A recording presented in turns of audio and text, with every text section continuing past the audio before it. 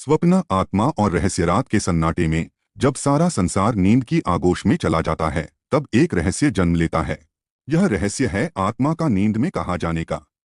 क्या हम जब सोते हैं तब हमारी आत्मा सच में हमारे शरीर को छोड़कर कहीं और चली जाती है? क्या हमारे सपने वास्तविकता के किसी और स्तर के प्रतिबिंब होते हैं? क्या आत्मा किसी दूसरे लोक में विचरण करती है?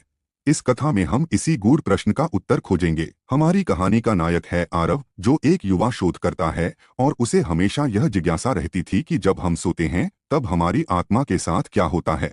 एक प्रसिद्ध विश्वविद्यालय में मनोविज्ञान और आध्यात्मिकता पर शोध कर रहा था। उसे बचपन से ही सपनों और आत्मा के रहस्यों में गहरी रुचि थी। जब भी वह कोई विचित्र सपना देखता तो उसे लगता कि वह किसी और ही दुनिया में चला गया था।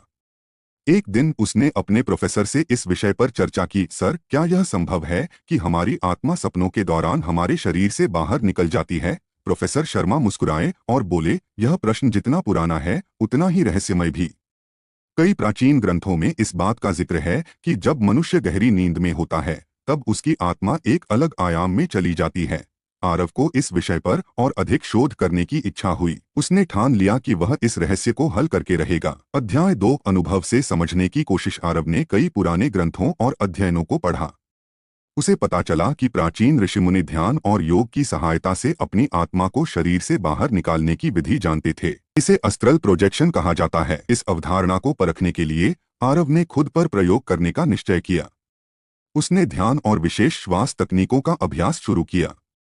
रात के समय जब सब कुछ शांत था, उसने अपनी आंखें बंद की और ध्यान केंद्रित किया। धीरे धीरे उसे महसूस हुआ कि उसका शरीर हल्का हो रहा है। अचानक उसे लगा कि वह अपने शरीर से बाहर आ गया है। यह क्या हो रहा है? क्या मैं सच में अपने शरीर से बाहर निकल गया हूँ? आरव ने आश्चर्य से सोचा। उसने अपने कमरे को ऊपर से देखा। उसका शरीर बिस्तर पर पड़ा था, लेकिन वह खुद हवा में तैर रहा था। अध्याय 3, आत्मा की यात्रा। अब आरव किसी अनजान लोक में था। वहां का वातावरण शांत था, लेकिन रहस्यमय भी। उसने देखा कि कई अन्य आत्माएं भी वहां विचरण कर रही थीं। तभी एक वृद्धात्मा उसके पास आई और बोली, तुम यहाँ कैसे आए? पुत्र, आरव ने उत्तर दिया, मैं इस रहस्य को समझना चाहता था कि आत्मा नींद में कहा जाती है। वृद्धात्मा मुस्कुराई और बोली, यह एक गूढ़ विज्ञान है। हर आत्मा नींद के दौरान एक विशेष आयाम में जाती है। यह आयाम कर्मों और मनःस्थिति पर निर्भर करता है। तो क्या हर व्यक्ति यहाँ आ सकता है? आरव ने पूछा। नहीं, वृद्धात्मा ने उत्तर दिया। कुछ लोग सिर्फ स्वप्नों तक सीमित रहते हैं, जबकि कुछ आत्माएं मुक्त होकर इस संसार में विचरण कर सकती हैं। आरव को यह सब अद्भुत लग रहा था। अध्याय 4, आत्मा की सीमाएं और स्वप्नों का रहस्य। आरव को समझ में आया कि आत्मा जब नींद में शरीर छोड़ती है तो वह अलग अलग स्थानों पर जा सकती है। एक सामान्य स्वप्न लोक, जहां हमारा अवचेतन मन ही सपनों का निर्माण करता है। 2 अस्त्रल लोक, जहां आत्माएं स्वतंत्र रूप से घूम सकती हैं। 3 पिछले जन्मों के अनुभव, कुछ लोग अपने पिछले जन्मों की झलक सपनों में देख सकते हैं। 4 भविष्य की झलक, कुछ विशेष आत्माएं अपने भविष्य को सपनों में देख सकती हैं।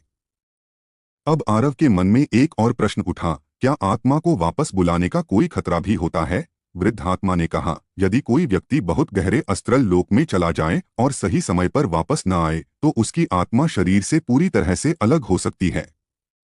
यही कारण है कि कुछ लोग कोमा में चले जाते हैं। आरव इस बात से सिहर उठा। अध्याय 5, वापस लौटने की जद्दोजहद। आरव को महसूस हुआ कि वह बहुत देर से इस अवस्था में था। उसे वापस लौटना था, लेकिन जब उसने कोशिश की तो उसे लगा कि वह अपने शरीर में लौट नहीं पा रहा है। वृद्धात्मा ने उसे एक मंत्र दिया और कहा, अपनी चेतना को अपने हृदय पर केंद्रित करो और इस मंत्र का जाप करो। आरव ने वैसा ही किया और धीरे धीरे उसे महसूस हुआ कि वह अपने शरीर में वापस लौट रहा है। अचानक उसकी आंखें खुल गईं। वह अपने कमरे में था, लेकिन उसका हृदय तेजी से धड़क रहा था। उसने अपनी घड़ी देखी, सिर्फ 10 मिनट बीते थे, लेकिन उसे ऐसा लग रहा था जैसे वह कई घंटे तक यात्रा कर चुका हो। अध्याय 6, रहस्योद्घाटन। अब आरव को समझ आ चुका था कि जब हम सोते हैं तो हमारी आत्मा कई स्तरों पर यात्रा कर सकती है। यह सिर्फ हमारे मन और चेतना पर निर्भर करता है। उसने अपने प्रोफेसर को यह अनुभव बताया और प्रोफेसर शर्मा मुस्कुराए, तुमने आत्मा के रहस्य को अनुभव किया है, लेकिन याद रखना, यह ज्ञान बहुत शक्तिशाली है। इसे सही उद्देश्य के लिए ही प्रयोग करना चाहिए। आरव अब पहले से अधिक आत्मिक रूप से जागरूक हो गया था। उसने ठान लिया कि वह इस रहस्य पर और शोध करेगा और इसे दुनिया के सामने लाएगा।